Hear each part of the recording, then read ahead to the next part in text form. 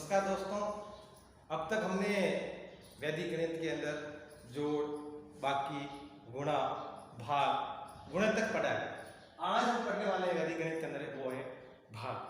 तो भाग की हम कितनी विधियां हैं, वैदिक गणित में हम कितने प्रकार से उसको ज्ञात कर सकते हैं, उसके लिए पहली जो विधि है वो है हमारी प्रचलित विधि, जो हम वर्तमान में करते आ रहे हैं।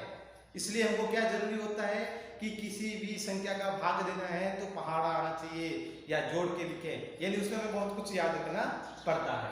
दूसरा है सूत्र निखिलम, तीसरा है परावर्तय, चौथा ध्वजांक, पांचवा आश्लेषक और छठा जो है वो है विलोकनम। इन कुल 6 विधियों द्वारा हम भाग कर सकते हैं।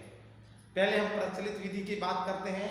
जैसे प्रचलित विधि के अंदर हमें अगर भाग देना है 121 में 8 का भाग देना है, तो हम ठीक इसी प्रकार देते हैं कि 8 121 8 का भाग 12 के अंदर एक बार जाएगा, 8 लिखे, फिर अपन यहां से क्या करेंगे, माइनस करेंगे तो 4 बचेंगे, फिर 1 को अपन नीचे लाते हैं। ये प्रक्रिया हम जानते हैं, परंतु इसको सरल कैसे किया जा सकता है, उस सरल के लिए अपन सूत्र निखिलम विधि काम में लेंगे। सबसे पहले हम काम में लेते हैं निखिलम विधि। जब आपने गुणा किया तब आपको पता होगा कि जब निखिलम आता है तब हमारा निखिलम के साथ में 2 चीजें आती है। एक तो आता है आधार और उसके साथ में आता है विचलन। आधार और विचलन। आधार, निखिलम में आधार का अर्थ है 10 या 10 की घात, 10 या 10 की घात जो भी संख्या होगी वो हमारा आधार होगी। अर्थात 10 की घात 10, 10 की घात 2 यानी 100, 10 की घात 3 यानी 1000, 10 की घात 4 यानी 10,000, ऐसे 10 की घात जितनी होगी वो सब हो जाएंगे हमारे आधार। उसके बाद में सब आता है विचलन। विचलन का अर्थ होता है कि इस आधार से जो हमारी संख्या है, भाजक संख्या है, जो भाजक संख्या है वह कितनी अधिक या कितनी कम है भाजक संख्या। जैसे यहाँ है 8, तो हमारा आधार क्या हो जाएगा 10, तो 10 से ये संख्या कितनी कम है कितनी ज्यादा है वो हमारा विचलन होगा। अगर कम है तो माइनस, तो कम है तो प्लस में हो जाएगा और अधिक है तो माइनस में हो जाएगा। या थोड़ा सा अपन को एक ध्यान रखना है कि भाग के अंदर हम किस प्रकार विचलन ज्ञात करेंगे वो अपन अभी बताएंगे। अब देखिए यही प्रश्न है 121 भाग 8, 121 भाग 8। सबसे पहले हमको ये पता करना है कि हमारा भाजक क्या है। हमने कहा हमारा भाजक 8 है। हमारा भाजक क्या है 8 है, इसलिए हम हमारा आधार ले लेंगे 10। आधार कितना ले लेंगे 10, और इसके बाद तो हमको ज्ञात करना है पूरक अंक। क्या ज्ञात करना है, पूरक अंक। आधार माइनस भाजक, ध्यान रखना, आधार माइनस भाजक। पूरक अंक ज्ञात करेंगे तब हम लिखते हैं आधार माइनस भाजक, आधार माइनस भाजक। तो आधार हमारा क्या है 10 है, भाजक क्या है 8, तो 10 में से 8 गए, पीछे कितने रह गए हमारे 2, कितने रह गए 2। अब देखिए सर्वप्रथम हमको जो कार्य करना है इसके अंदर हमको 3 खंड बनाने हैं। दोस्तों ध्यान रखना, निखिलम करें चाहे परावर्तय करें चाहे ध्वजांक करें चाहे आश्लेषक करें, वैदिक गणित के अंदर कोई भी हम विधि करेंगे तो हमें 3 खंड बनाना है। कितने खंड बनाना है 3 खंड। तीनों ही खंड अपना अपना काम करते हैं। पहला खंड, पहले खंड के अंदर हमको क्या क्या लिखना है, पहले लिखना है भाजक, पहले क्या लिखना है भाजक, और दूसरी जो बात लिखनी है वो लिखनी है पूरक अंक। दोनों बातें लिखनी है दोस्तों, भाजक और पूरक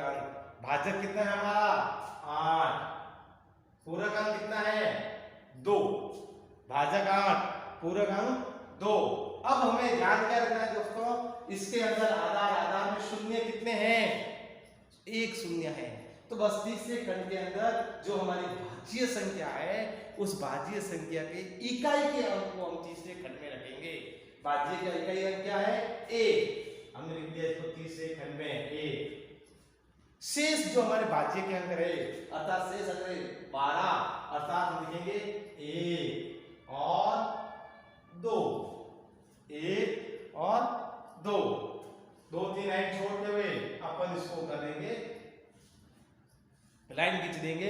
अब देखिए ये बहुत सरल है, आपको कोई पहाड़ा ज्यादा करने की जरूरत नहीं। 2 का पहाड़ नहीं आता है, 8 का नहीं आता है, 16 का नहीं आता है, 17 का नहीं आता है, हमें कोई चिंता वाली बात नहीं है।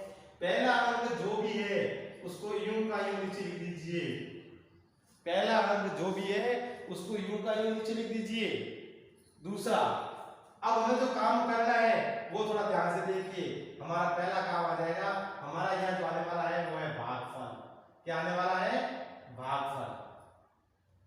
हमारा भागफल क्या आया है, भागफल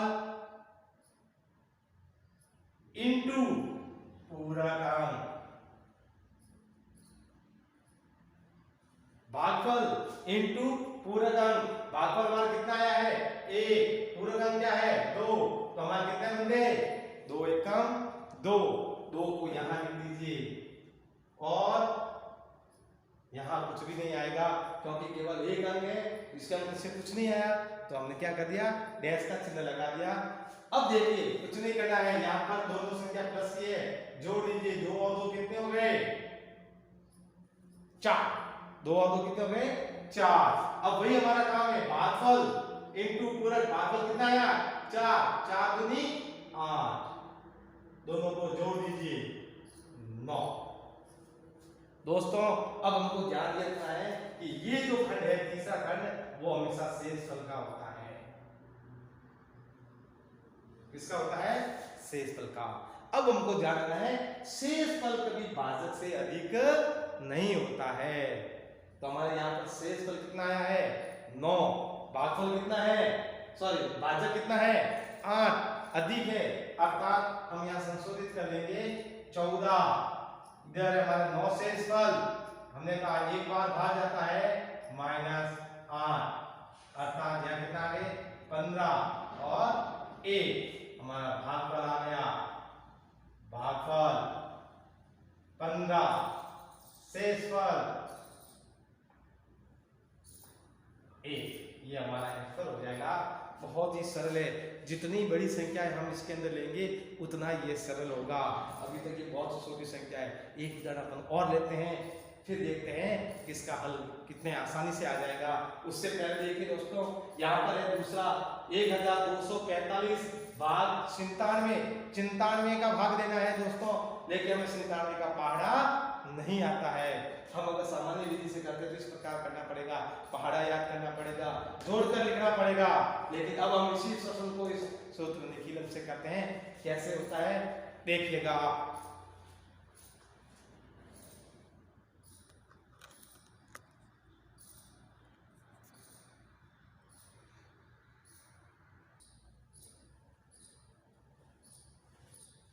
दोस्तों हमारा दूसरा उदाहरण है 1245 भाग 97 का भाग देना है। सूत्र कौन सा है, सूत्र निखिलम है। सूत्र निखिलम आते मैंने आपको कहा था अपन को आधार लेना है, तो हम सर्वप्रथम लिखेंगे हमारा भाजक क्या है, भाजक 97 और 97 के पास में हमारा आधार क्या हो सकता है, वो हो सकता है 100। आधार क्या हो सकता है 100। और तीसरी जो बात हमको निकालनी है वो है पूरक अंक।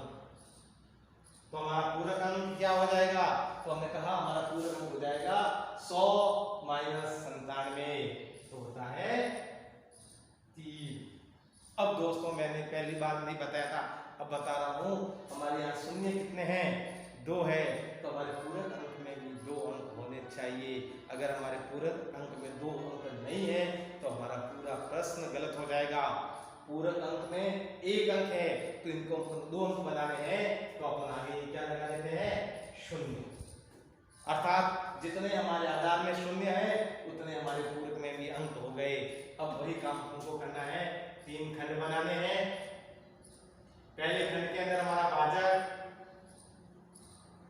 भाजक के बाद में आ जाएगा दूसरा पूरक अंक। हमारा भाजक जो है वो 97, पूरक अंक जो है वो 03। ध्यान करना 03 लिखना है, केवल 3 नहीं लिखना है। केवल 3 आपने लिख दिया तो गलत हो जाएगा, क्योंकि हमारे आधार में शून्य कितने हैं? 2। अब हमारे आधार में 2 शून्य है, तो हमारे जो तीसरा खंड है उसमें कितने अंक जाएंगे? हमारे भाज्य के 2 अंक चले जाएंगे। हमारे भाज्य के 2 अंक है 45, हमने लिख दिया 45। अब देखिए वही काम करना है, शेष अंक जो है उसको दूरी दूरी पर लिख देते हैं अपन। जैसा हमने पहले कहा था कि पहली संख्या जितनी भी आए, 1 2 5 7 जो भी आए, यूं क्यों उतार दीजिए। हमने 1 को यूं का यूं उतार दिया 1। मैंने आपको बताया था कि जब हमारा भागफल आ जाता है उसको पूरक अंक से गुणा करना है, तो हमने हमारे जो भागफल आया 1 उसको हम पूरक अंक से गुणा करेंगे। देखिए 03 को 1 से गुणा करना है, तो 3 एकम 3 और 0 से गुणा करोगे तो 03। यहाँ हम अगर गलती कर ली तो 3 एकम 3 का हमारा गलत हो जाएगा, तो हमने कहा ये 0 और ये 3 2 अंक थे, दोनों के नीचे लिख दिए। अब देखिए 0 और 2 को जोड़ा तो पुनः आ गया हमारे पास में 2। पुनः कितना आ गया? 2। अब देखिए वही 2 एकम और 03 से गुणा करना है, 03 गुणा 2, 3 दूनी 6। वही काम करेंगे 0 और 6 जोड़ कर लीजिए। हमने जोड़ की 5 और 6 11, एकाधिक का चिन्ह लगा दिया, 1 का 1, 4 और 3 7 और 1 8। अब अपन को देखना है, मैंने आपको बताया था दोस्तों कि अपन को ये देखना है ये हमारा शेषफल है। ये कॉलम किसका है? शेषफल का है। और ये कॉलम किसका है? भागफल का है। तो हमारा शेषफल आया 81 और भाजक है 97। भाजक से क्या है? छोटा है। तो हमारा फाइनल उत्तर हो गया, भागफल तो हो गया हमारा 12 और शेषफल हमारा हो गया 81। अब दोस्तों हमने कहा 97 का भाग दिया, किसका गुणा किया है 3 से। 97 का भाग का हमने कोई औचित्य नहीं रखा। इस प्रकार हम अनेक प्रकारों को लेते हुए अगर हम करेंगे तो अपन आराम से कर सकते हैं। धन्यवाद।